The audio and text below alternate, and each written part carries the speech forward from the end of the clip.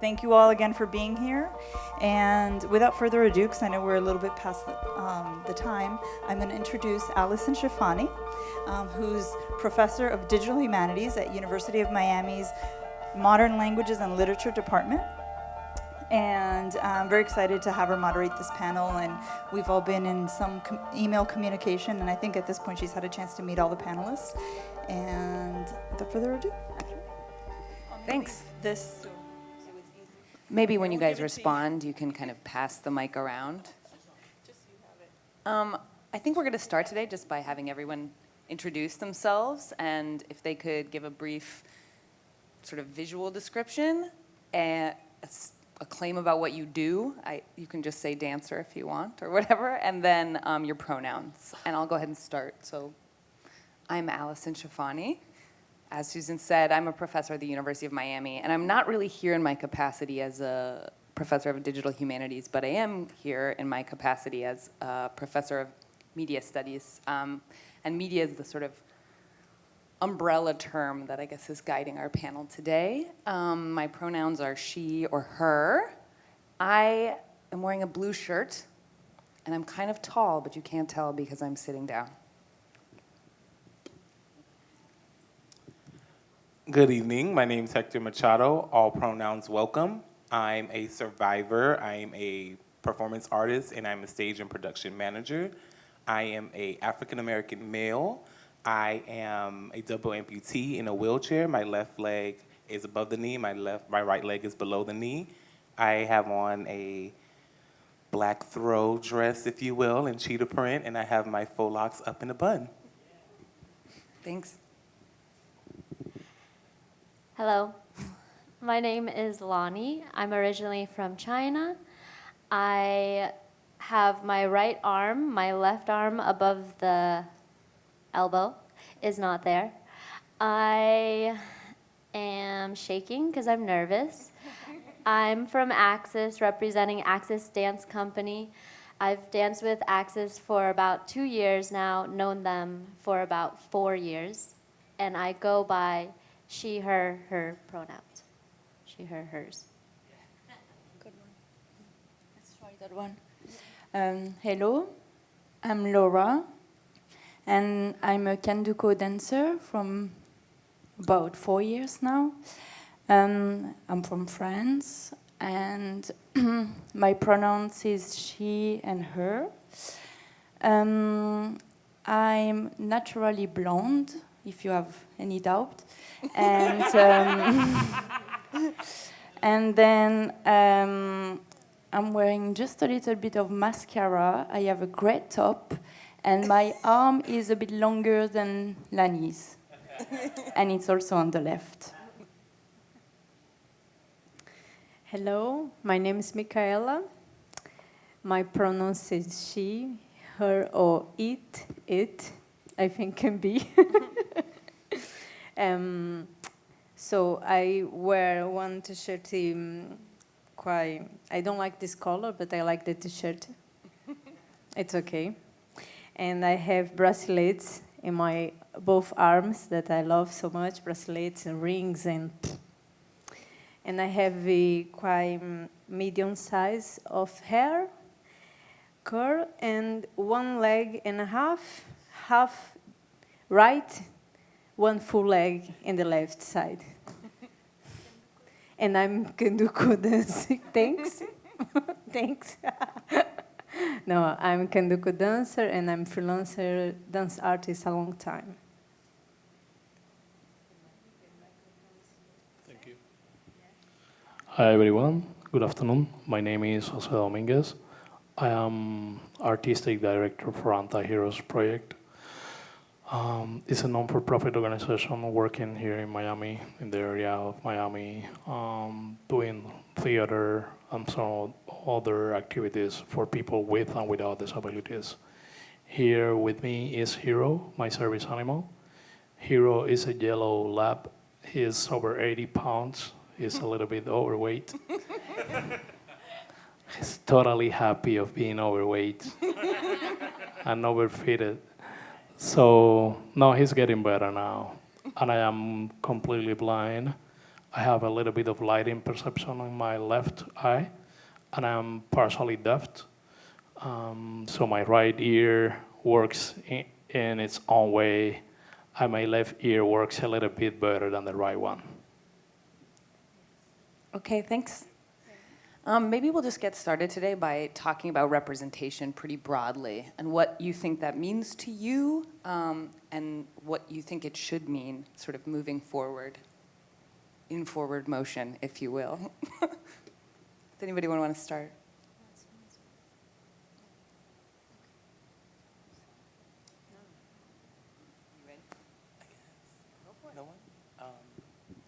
I believe that, to me, representation, whether it be like for my physical condition or my skin complexion or anything that is, it's just seeing people like you. When you turn on a TV or anything like that, or watch a movie, it's seeing people who are actually like you. I think that a lot of times, what I brought up to Allison in the emails was that you see TV shows and they have people in wheelchairs or people playing amputee who isn't an amputee, or they have people playing someone in a wheelchair who isn't in a wheelchair, and it's like, I'm sure that there are actors out there who are actual amputees that you can cast for these roles, especially when the roles are written that way. There's a difference in, I know there's one character in Grey's Anatomy. She started out as not an amputee, she got in an accident, and then she was an amputee. That's a different situation. But when you have actors like on the show Superstore, there's an actor who's in a wheelchair, like he's disabled. It's like, why didn't you cast an actor who is actually physically disabled to do that role? So when I think of representation, I always think, is there someone on the show like me?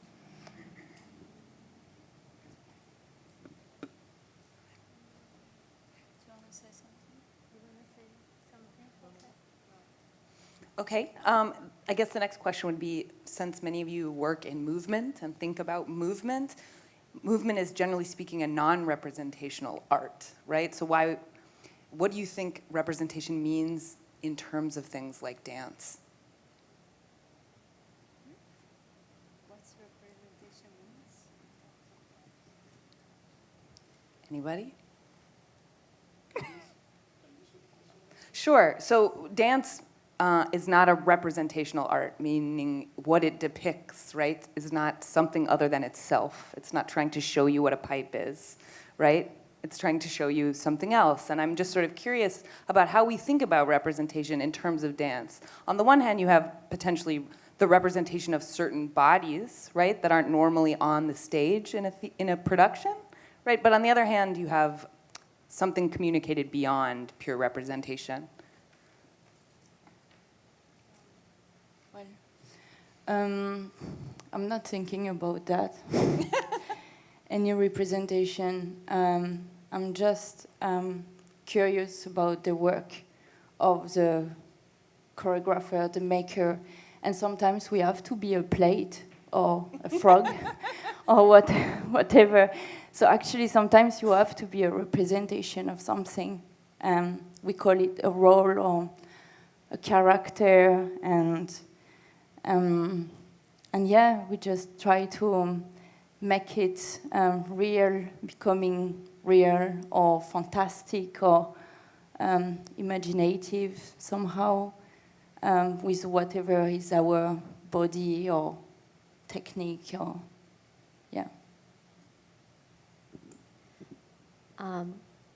This is Lonnie speaking, and I think in dance, when we are trying to represent something or a cause or a story, what's really important is the process of making that dance, where the choreographer is getting his ideas and how the dancers take it into their bodies. I feel like the original thing that you're trying to represent may change, and then when it's performed, you are the performer and they are the perceivers, and they're going to perceive what they perceive based on their personal life, based on what they think as well.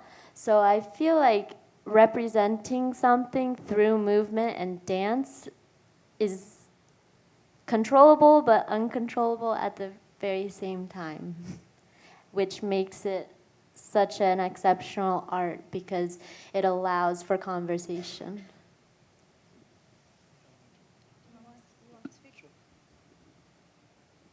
Yeah, this is Jose Dominguez from Anti-Heroes. With theater, happens exactly or more or less the same that happened with dance. When we start creating, we know that everything has a meaning. Every single movement, every single element on stage has a meaning or has multiple meanings depending on the audience.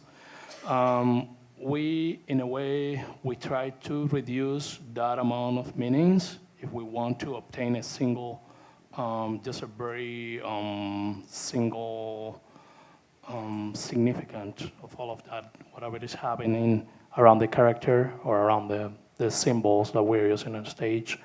But we are totally aware that whatever we are representing has multiple facets, and it's really hard to capture just our own idea of what we want to present to the audience. Even when we are working ourselves, we discover new meanings in whatever we are doing.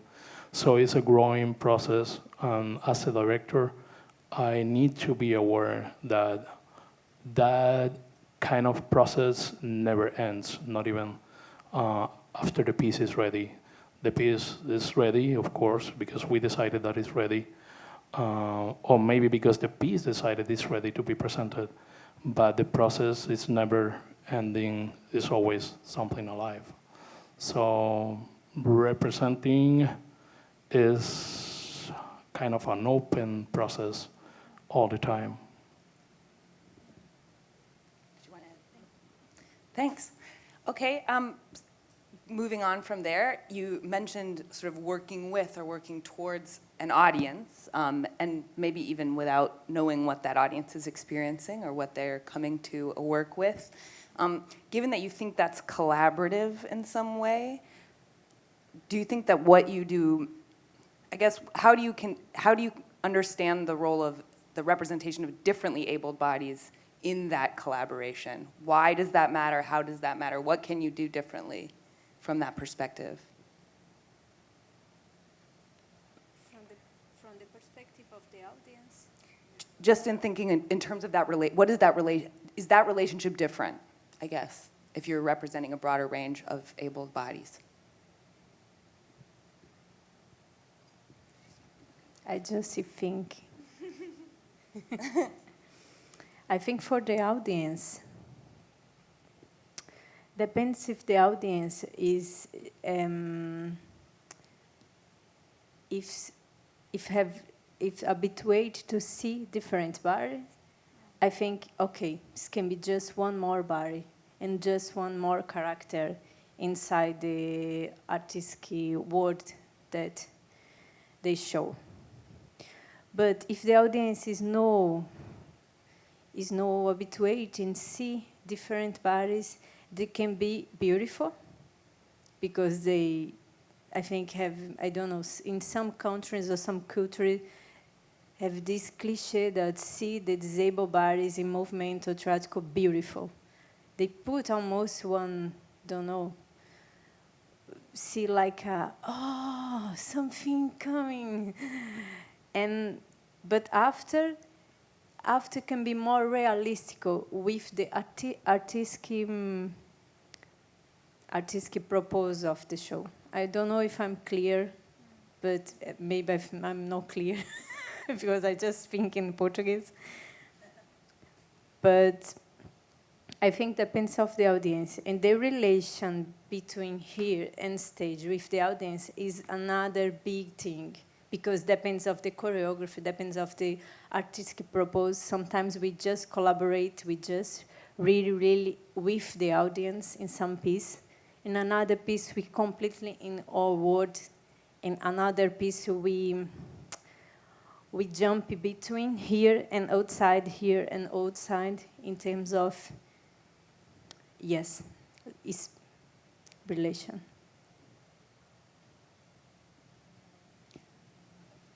This is Lonnie speaking. I'm trying to understand the question, but I think the more diverse that your group is in abilities, physical abilities, in culture, race, age, all of that is going to make it all the better for the process and for the audience as well. I am part of Axis, and we are very proud also of the diversity. James, he's not with me here, but James is a black man, Dwayne is older, you know, like we are representing different people, and maybe like what you were talking about is that, you know, the audience want to connect with one of the people up there and want to relate. So when we all have our Q&As and we disperse and we talk individually to our audience members, you notice who goes to who, or at least I do. I kind of look at who's James with, who's surrounding Dwayne, and who comes to me. So, yeah. When your cast or your group is very diverse and differently abled and culturally different, I think your audience is going, a bigger portion of your audience may follow. This is my first year dancing with the Pioneer Winter Collective. My amputation happened 3 years ago, and as far as like audience reaction, 3 people who I've known since I was 12 years old before my amputation, they didn't know what to expect. So it's, I think a lot of audience members come in and they see someone who is differently bodied. They don't know what this person's going to do. They don't know how they're going to interact with the other dancers, and to see that the person who wasn't, to see me basically, to see me dance in a way that to dance with the other dancers in the company, and like it be fluid and not just me be a prop to just sit in the corner and wave a flower, and then, you know, just to actually be a participant in the movement. And then just like Access, the Pioneer Winter Collective, like I'm African American who's disabled, we have a transgender woman, we have a guy who's 60 who turned 61 while we were doing the show. So you have these different levels of interactions on stage, and we did it in the round, so it's like everyone's getting a different experience. It's like, you know, every audience member's experience was different, but it was collective in the same breath. So I think that that's the way that just seeing the people and then seeing how they interact, that's how audiences get something from it. It's like you see one thing, and then after the performance happens, you see, oh, that's not what I thought it could be or would be. Okay, great. That brings me to sort of my next question. I hope I'm not stepping on the toes of the next panel. But so it seems to me that there's a way to think about differently abled performances as allied with other kinds of organization, groups of people, people who are looking for a better representation for people of color, for the LGBTQ community, for so on and so forth. And I'm wondering how you guys envision your roles as allies or collaborators with a diverse community of people seeking more legitimate, consistent representation.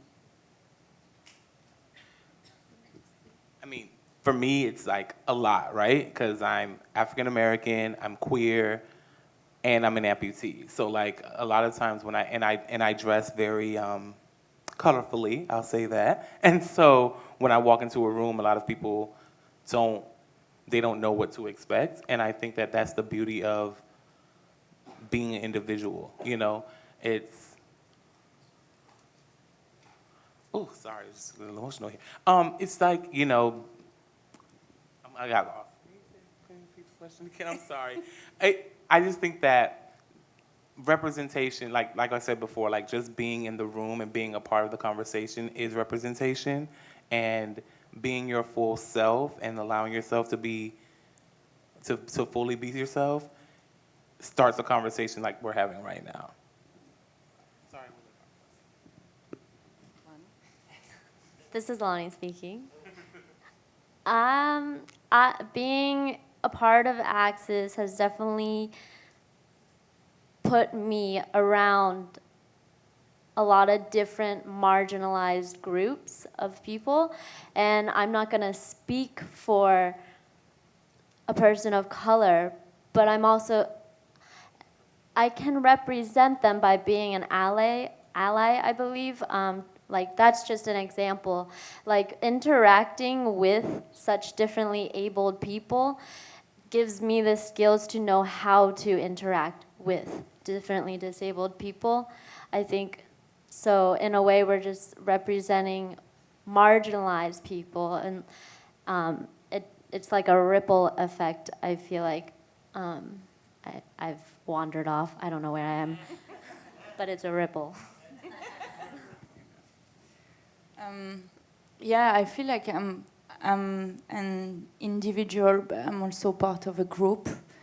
And most of the time, well, with Kenduko we travel a lot. It's an international company, so I guess we are based in the UK, and people know the name of Kenduko because it's a rep company, and we have the chance to invite a lot of choreographers coming from everywhere. So sometimes we have the audience coming to see the work of the choreographers, and sometimes it's a discovery, sometimes it's not, but most of the time in the UK, they already know who we are, basically. The name is already there. Then when we travel around internationally, we have different reactions, and it's very beautiful to meet that. We also have a chance to teach a lot of workshops, so I guess we invite people to meet us from inside and not only judge from outside. So most of the time we try in our workshop to present or introduce the work of the choreographers we are working with. And so it's like a collaboration with the audience somehow, or preparation or whatever.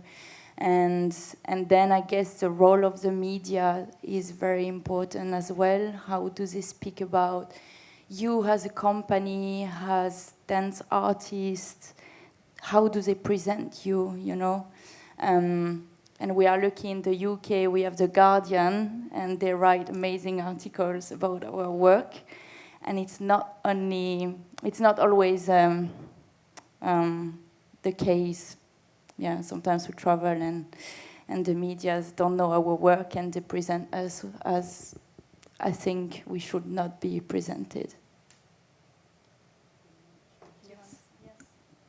Thank you. This is Jose again. Miami is a very interesting place when it comes to diversity. And when I say interesting, it's really diverse. It's a very diverse place. It's hard not to be somewhere where the population is not really, really diverse. At least in my experience, I am Hispanic, I am Cuban, and probably the group of people that I'm always surrounded is very diverse. I'm not part of a selected group in which more or less everybody is the same, belongs to the same group. So from my perspective, being in Miami means being diverse. It doesn't mean being inclusive.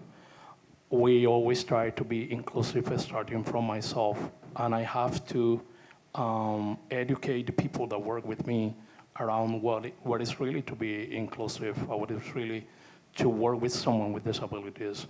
I've been very lucky with few experiences I have had with companies different than Anti-Heroes, in which of course I am the director. And it really, really matters when people don't know how to interact with someone with disabilities. So inclusion, accessibility means a lot, and it's not just bringing someone with disabilities to the troupe.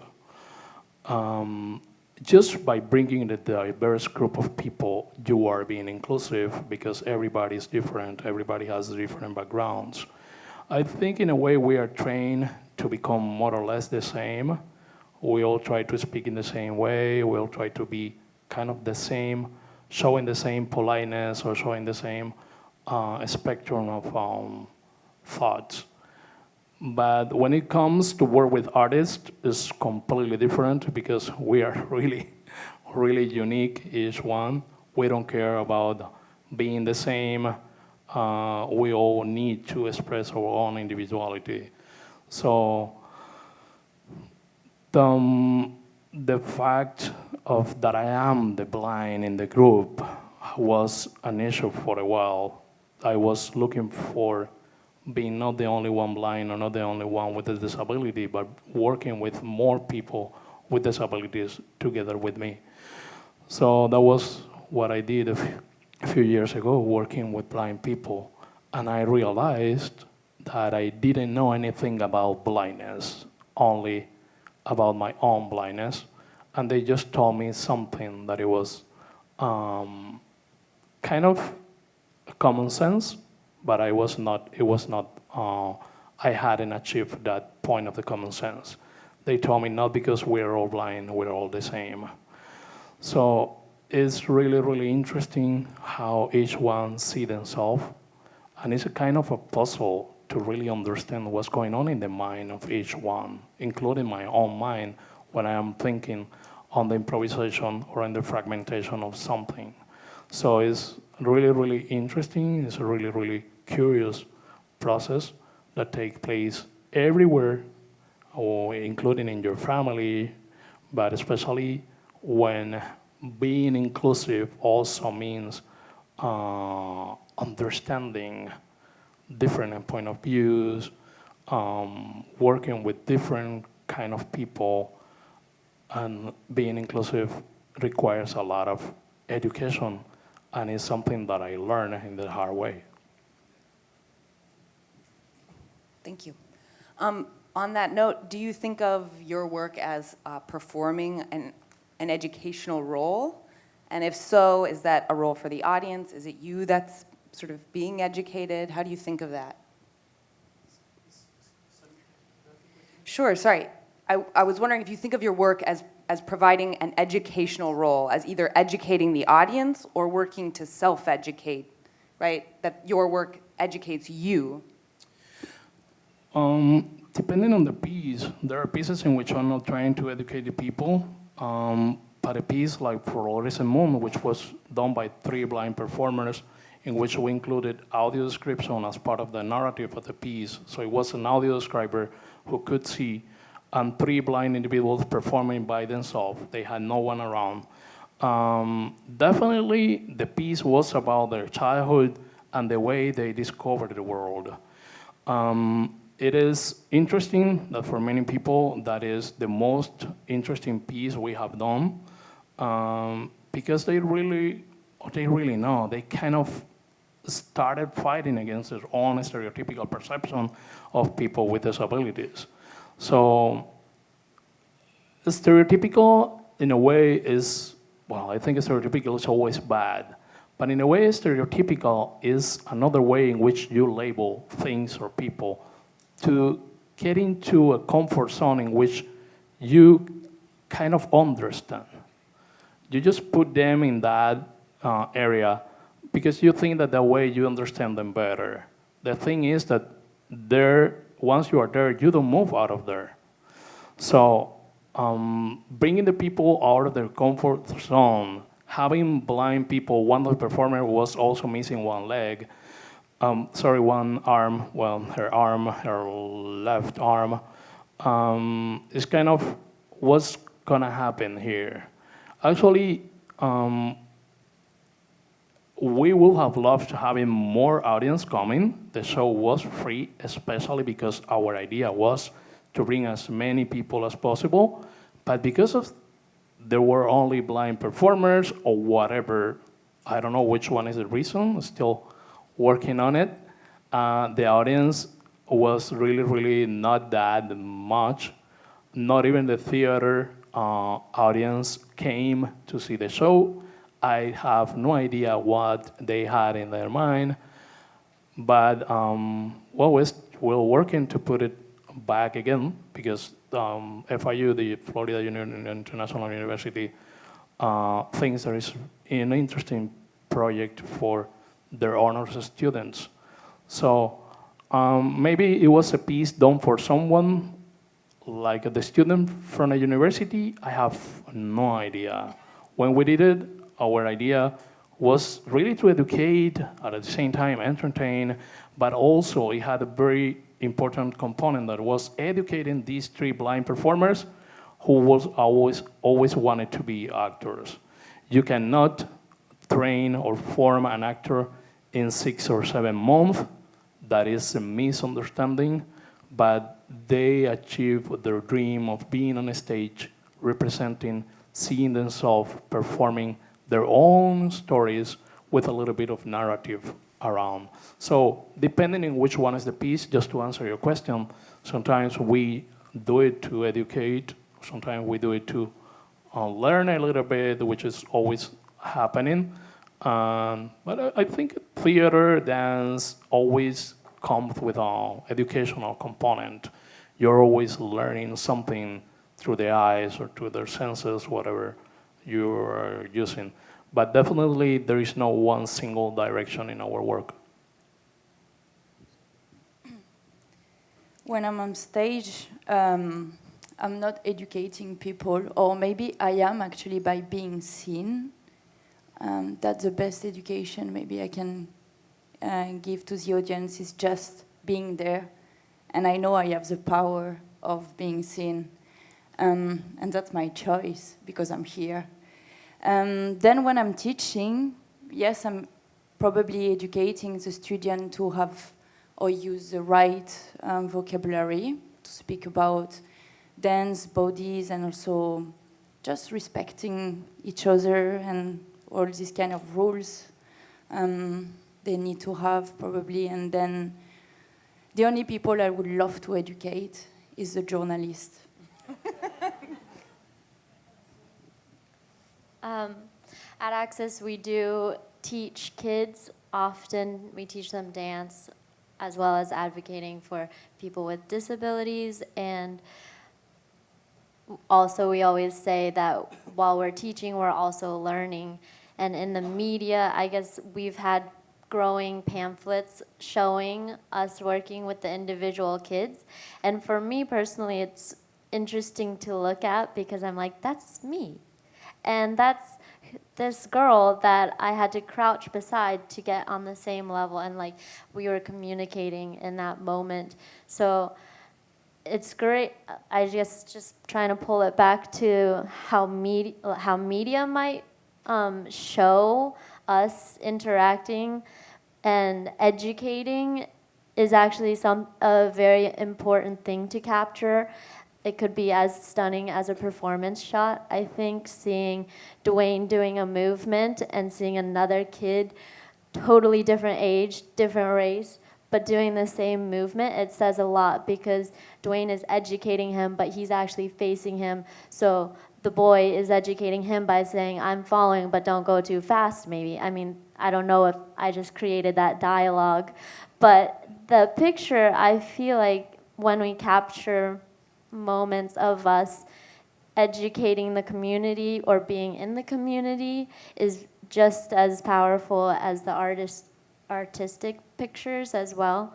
And so Access, we have quite a few pamphlets and visual representations of what we do, which we can also take when we travel. Robin's always stuffing pamphlets in my bag, and she's like, take them, take them. So yeah. Did you want to add? Yeah, just as far as the rehearsal process for me is where I learn the most. I learn about my body, what I can do, what I can't do, because like this is fairly new to me, so I'm still like relearning my body. And I think that I was always taught, I've been doing theater my whole life, I was always taught that the arts are to entertain and to educate. So I feel like every time that you go to a show, there is going to be something you take away from it, and it's something that you learn from. So that's how. Okay. I think Yeah, go ahead.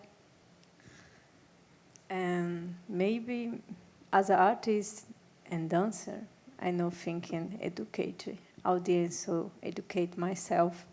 I just think about leave the building the relationship, just building the art as art with the power of art, and show and sharing this art piece or this art idea,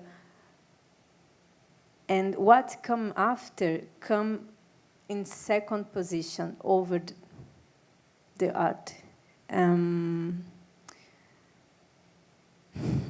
Yeah. Okay, to follow up on, Laura, something you said, and that others of you I know have been concerned about, you said you wanted to educate journalists. So I guess I would like to know how you feel, what is the ideal way, if there is one, that the media should be representing you, your work, differently abled people? I don't mean a template that anyone can fill out, but what do you look for in an article, say, about your work? What do you hope to see and what do you hate to see? Well, sometimes it's very confusing because, so I chose a French article. We can put it if you want to use it, but I can talk about Susan's it as on well. that, if she's I somewhere. don't know if the audience speak French anyway, so maybe it's useless. So basically, we performed in Marseille with Canduco was about 3.5 years ago. And so the Canduco artistic director wasn't Charlotte at this time, was Pedro Machado. He asked me to read the articles and feedback him because he didn't speak French. And I didn't know where to start.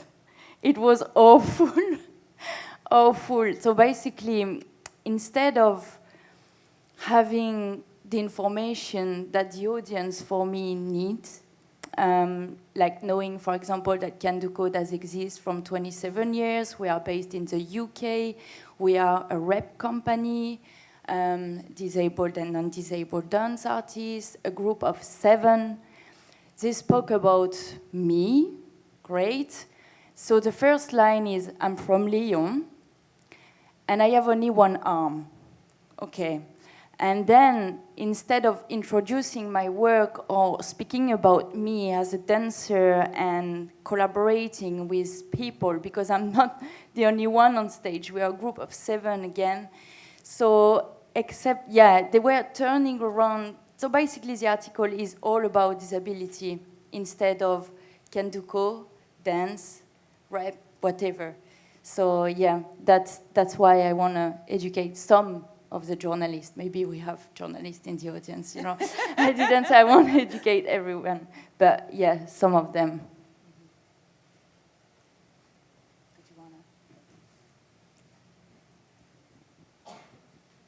Yes, we have also in company life and freelance life. As a disabled artist, we have this kind of relationship with journalists that they want to put what they understand or what's the interpretation about what we are or what we do. But I think when work well when you keep conversation and you almost keep a negotiation with them, just what you want to say about me and what I agree with you that this is me, and what I no agree and I no authorize at all. You put this image, you say this question, just negotiate. No, give what you want. What you want to show can be a way, yes, can be one way. But this negotiation, this relation, this dialogue with the journalists, because they have the curiosity. And the curiosity is one thing, one word, but one power thing that can be very, very, how to say, important, the empoderamento, empowering, another ways, another ideas to open, to think. So keep this dialogue is really helpful to, and sometimes repeat the same journalist is another thing is really, really good. Just repeat the same journalist, so try keep this relation, and you can see what they say around the years about you, how they speak about you as artist and in your pieces and your position in front of this.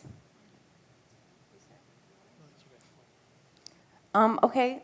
So now, when you produce a piece, given the moment that we live in, it, not just in journalistic articles, but in other ways, lives beyond the piece itself, right? It gets covered potentially, or maybe someone films it, and you have an archive of that, and that circulates as well. How do you feel about the power of that sort of ongoing work? Do you feel your job ends when the dance is over or the performance is closed, or do you think those sort of strands that go out in the world are also part of what you do and how you perform? It could just be yes or no. I guess, once something's, I live by the motto, like, once something's put onto the internet, even if you delete it, it's there forever. So you have to be very careful about what you put online or anything like that, because someone will see it and someone will, try to use it against you or use it for you, whatever you want to do. So I'm very careful about whatever images or pictures or anything I put, like, of my art or my work online, because I want it to be representative of what that work was for me. So that's how I view it as far as that. Of course, the choreographer, the director of the piece is going to put out whatever images they want to put out, and I'm going to respect that because that's their vision and they know exactly how they want it to look. So my responsibility of the images that I put out is to try to make sure that it's in line with what the vision of the choreographer and director is. Yes, and maybe just continue what Hector say is, yes, be careful with what you disponibilize. I just try thinking in the words, how you disponibilize, okay, I'll say it like this. The pictures and how you show your information, how you put the information. Yes, how you put the information, what's the key words that you use, what's the key line that you use to identify with your approach in your job. And can be.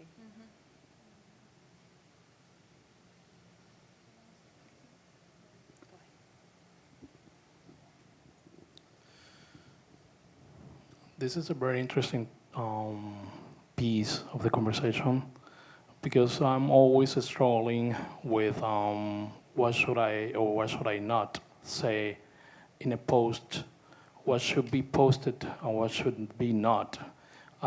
It's a way that we censor ourselves following rules that were established, nobody knows where. We just follow the trend. And for example, I remember my colleague, who is a very, very young guy, one of my colleagues at the Miami-Dade College. I forgot to mention that I work for the Miami-Dade College since 2009 as part of the Access Disability Services Department for students with disabilities, of course. And my colleague, who was just 19 years old, he was joining the group, the team, and I saw that his e-blast containing a lot of exclamation marks. And I told him, you know what, I love that you still use exclamation points. Because and we are addressing our messages to students, not to the president of the country. So we are addressing a young population, mostly a young population, who should have emotions, who should have feelings, who should have been full of dreams, thinking in whatever they are going to achieve in their life, but you don't see anybody encouraging students using exclamation points, using a fresh language. Everything is so correct and so polished that it's really hard to perceive the human being behind that message. The result is that we have a youth that is less and less motivated, and because the people that are ahead of them, the people that are in front of them, are taking so much care, we are taking so much care of our own emotions that we are just putting cold words in our messages, in our posts. Probably the meningitis that damaged my ear, my eyes, and some other areas of my body damaged also that part in which is established what is being politically correct. That area of my brain is completely damaged. And I always have to be careful with that because that is also which way we want to be perceived. As an artist, I think I have to speak loud. I think I have to say the things the way I see them and not follow any trend, especially in communications. We, the people with disabilities, experience a lot of barriers, and myself, I don't want to put any other one on top of me by myself.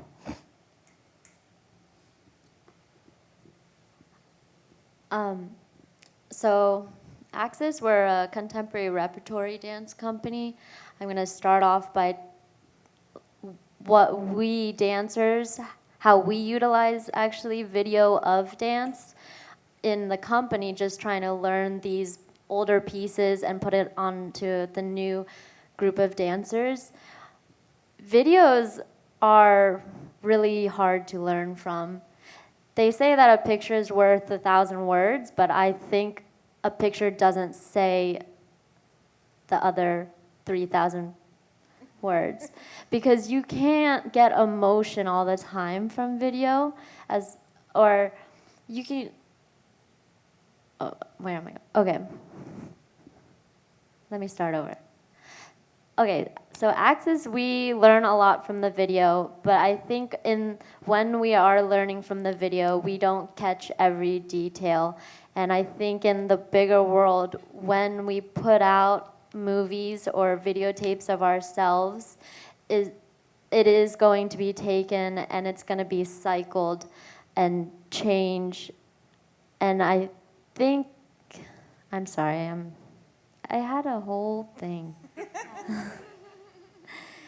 I feel like a lot is lost in video, and it's something that we do struggle to control.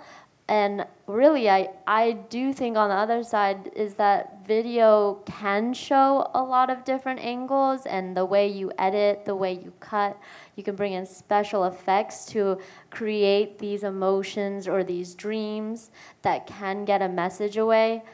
But oftentimes it's also, a lot of that is lost, just like on Facebook feeds.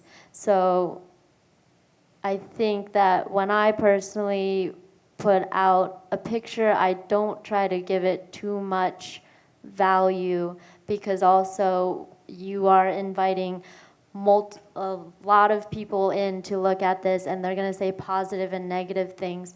And unfortunately, I think sometimes I hear the more negative than the positive, but as long as you have a bit of positive, like when I'm scrolling, I usually see at least like 5 likes on somebody's thing. Like, obviously, they need a little improvement, but like, if we put it out there and we get a response, I think that's always great, but not to put too much value in what we post. Of course, try to make it correct and properly representative. I think I'll close with, I think we're about to wrap up here, but I'd like to close with one question, and that's whether media, however you conceive it, how has media, however you conceive it, come into your own work? How have you responded in your own work to media, very broadly conceived? I'm struggling a lot with media. I'm not on Instagram. I would love to live in a farm very far from big town. So I'm not sure I can speak about it very much. I feel like I'm very lucky to be in a company that does have the control of it. So as dancers, we sign a contract saying we accept being seen or whatever with the media or by the media, but we have someone controlling it for Kanduko, and she does, you know, it's a real job. Like, why would you pick that picture or reveal this picture from that piece? And what would you say about it? And it's also an agreement with the choreographer. Sometimes they don't want to reveal some stuff, you know, costumes, light, design.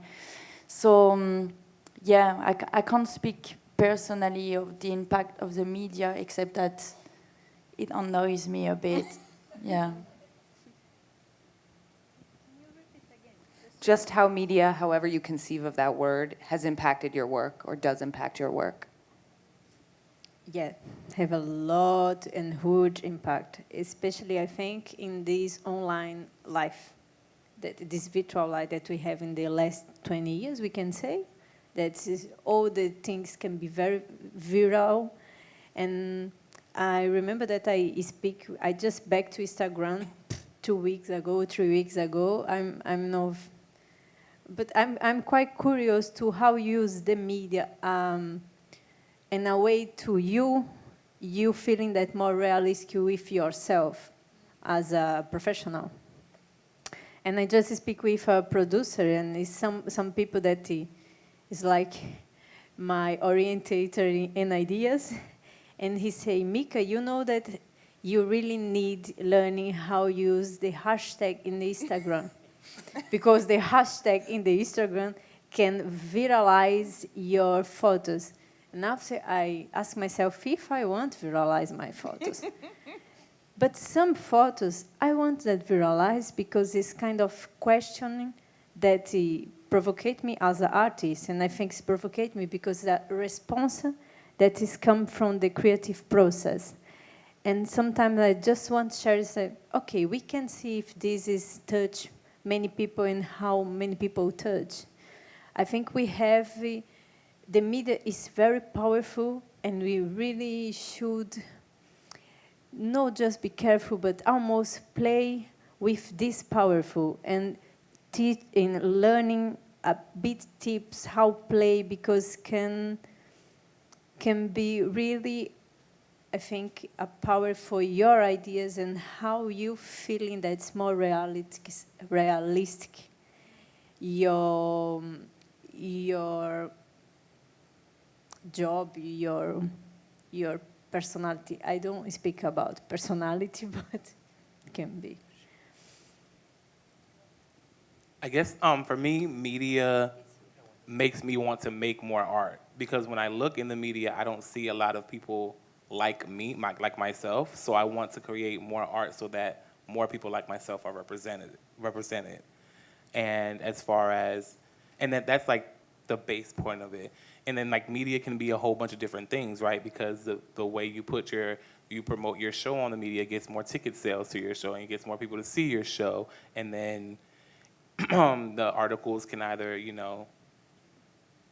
promote your show or get people to not come to your show. But for the most part, looking on media and looking for people that look like myself that are doing what I'm doing and changing whatever roles it is. Like right now I'm stage managing a show, and the building that I'm stage managing the show at doesn't have a ramp for accessibility for people to come see the show. And I was like, how does a building not have a ramp for people to come to the building? Like that blew my mind, So it's just pushing me to make more work, push more ground, make everything accessible, because everything has to be accessible in the world we live in. So that's how media influences like what I do. This is Solani speaking. Media, I think, gives me the opportunity to reinvent myself. For example, or when the company was transitioning from Judith Smith to Mark Brew, we did a lot of new photo shoots. We did a lot of new ideas of doing a photo shoot outside. And in a way, we were kind of showing everybody where Axis is going and how it might change, but still the same. So media helped with that, showing the new brand. And then also for me personally, it's pushed me to be more specific about what I want to represent. I've been in a few news stories, and I'm still kind of an individual artist doing other things, maybe a movie. But it's really pushed me to also really try to be honest with myself, so that, because I want to be transparent through media, and as long as I'm honest with myself and I'm collaborating, it's like maybe collaborating with a musician, collaborating with the person that is shooting the film or the writer or your publicist. Like, it's pushed me to ask myself questions and answer them honestly. And yeah. Can I say something? Yeah. Well, I think everybody knows that media shape the the idea we have about the world. So it's a really powerful medium. I mean, very powerful tool. We need to handle it the way it should be um, addressed in a way or in the other. Um, Probably because we are all products of that medias that are always telling us how to dress, how to look. So that's probably why this representation of people with disabilities is a hard topic because media don't really take care of people with disabilities. They just want to see the most beautiful people out there. They just want to see the perfect bodies. So taking care of this issue, doing this empowerment is a really, really homework that we all should have because understanding the power of the medias is part of the success, of course. I think we should present ourselves the way we are. We don't have to do it the way they want for us to be, or the way for they want for us to look like. So I always try to show myself, my work, the work of my people, the way they are. The same thing, I always try to speak the way I think and not following any trend, which, by the way, is one of the worst things in the media, is that they always follow trends, and people with disabilities, we are not trendy, not up to today, probably in the future, hopefully in a good way, and not as victims against of these powerful campaigns. So definitely, this is a really, really important thing we have to handle. Today, I was just scrolling down to put a single like, and I found like 14 hashtags.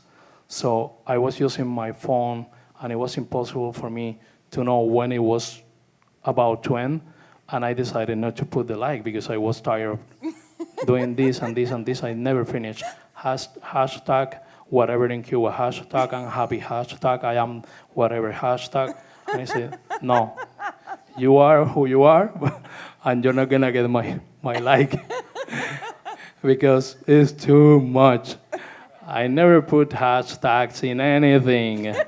It is what it is, and if you're not able to understand them, and if you need hashtags to understand my message, that's your business, it's not mine. But can I speak a bit the hashtags? I really love. But the hashtags almost is quite what I understand. I'm no expertise, but I think it can be a ferramenta. Someone say me ferramenta in English, please. One tool. Tool, okay. Yeah. Tool, yes. That's it. For you identify and touch really news or new people from different worlds and different places with a common idea or common thoughts or common approach. You can use obviously anything around the world you can use to interest inside or sheet way, in a sheet way, in terms of just putting a beautiful position, blah blah blah. But I think can be a helpful to empowering and identify and just find common people around the world in this. Can we go back to the 80s? To the 80s? Yeah. I would have liked my hair a lot better in the 80s, I think. Susan, I'm not sure, do we have time for questions? Do you want? Okay, so we're almost at the end. Is there anything in particular that you guys really want to talk about in our last few minutes? How about we end on a high note? Is there sort of representation out there that has made you happy, that makes you feel like that's good, things are going to be okay? Media representation that you like, that makes you happy? Somebody's got to have a good answer. I mean, of course, that's why we keep trying. You know, like there's one shitty one, and then you enter into another collaboration, and you're like, okay, this is going a good direction, and then it comes out. I've had a couple. I will say my San Francisco peeps up there, those two, Kat, actually contacted me wanting to do a collaboration with video and visual effects. Long story short, I haven't seen the final product, but sitting across from them right now, I am hopeful that it's gonna come out because we did a lot of discussing of what we wanted, and that idea has changed multiple times, and we've listened to each other's different perspectives about it. So I have high hopes of that. Something that's already out there, if you guys look on YouTube, UCSF, the health program, they have a new commercial, and I actually got to be a part of it. I was emailed through a contact who went through Mark and sent us the email, and it was paid, which was great.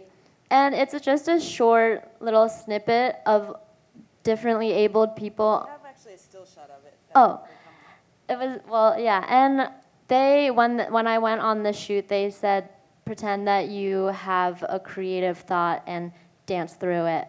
And we did a lot of filming, a lot of dancing around San Francisco. Yeah, there's a picture, and there's other people in it too. And just the idea of the commercial is we are all trying to understand the mysteries of the world. That's kind of how it opens. And it's obviously for UCSF, their health program, but I think that resonates with me perfectly, is that I am dancing to understand the mysteries of the world, trying to get a better perspective or be aligned with other people that understand it my way, too, through dance.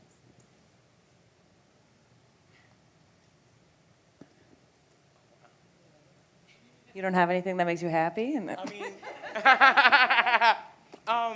No, I think that no, I do. No. I think going back to the hashtag thing because that's something that does make me happy. Like I use hashtags, I use like inclusivity and all dancers welcome, like different hashtags, and then I'll get people who will comment on either my post or they'll like inbox me and just say, it's inspirational what you're doing, or like people who I've been talked to since I was younger just to see like how I'm moving in my new body and then get feedback from that. Like those are connections that are good, and like those are the good things that I've seen in media. Like when you put positive hashtags that like inspire people or anything like that, then you get the love back. So that's how I see it in the media.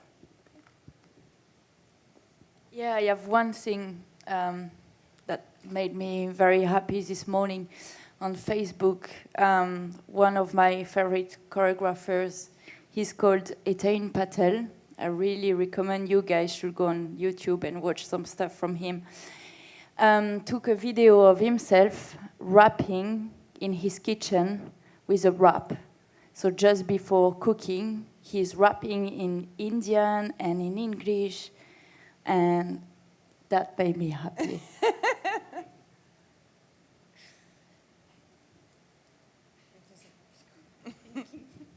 Everything but hashtags. No, not really. No, I understand. It's really when you feel that it's inspirational, that it means inclusiveness because you are putting more things together. It's okay. It's just annoying for me sometimes. Yeah, 16, 17 hashtags probably 50% of the same express the same. So that's my point. That but this is not about hashtags. So this conference is about something else. So what makes me happy? A lot of things. Of course, having a space for rehearsal, having a nice group of collaborators with me, having good ideas, having the possibility of feeling a lot of things in my life. Being here makes me happy. So, as an artist with disabilities, it's important for me being happy and demonstrate that you can always be yourself, do what you want to do, no matter what. I don't want to have anybody without a disability representing someone with a disability on a stage. That makes me unhappy, and I see that a lot. People without a disability representing people with disabilities, that's something makes me unhappy. Seeing a lot of movies in which people without disability represents people with disabilities, it really doesn't make me happy. It will make me happy to see the real people doing the real thing the way we are, the way we do it. Maybe I can be really fast. Sure.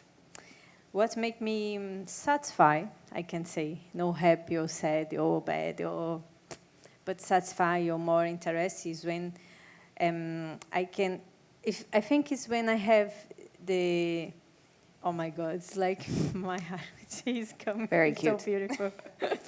Now, when I can see the same journalist, or when I can have the opportunity to repeat the newspapers and the magazines many times, more than one time, because I think, okay, maybe have more over. It's just to know about my history. It's about me. It's about what me now, as a professional, what I bring in the piece, so in the art, so with projects, with investigation. And this is make me happy, and make me happy when you have the discussion with them, and you can really building together. And yes, the way of the media show the things. Okay, great. Well, thank all of you for participating today, and thanks for a great conversation. And may the conference go on.